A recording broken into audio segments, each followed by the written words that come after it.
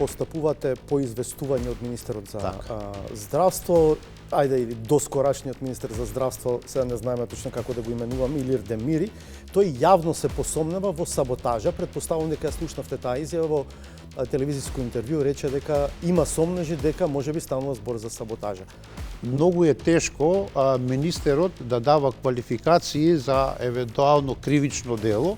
Дали за обвинителството е јасно зошто, ако мотивот бил грабнување заради изнуда на пари од член на семејството, зошто Вања е убиена неколку часа потоа? Значи, во обвинителниот акт, описот на действијата е јасно даден, со тоа што и одредбата по кој се теретат обвинетите е јасно определена, меѓутоа во однос на мотивот исто така е наведен во обвинителниот акт, а во однос на други подробности од причините претходно изнесени, не сакам да ги коментирам, меки предвид дека се работи, реков, за дете.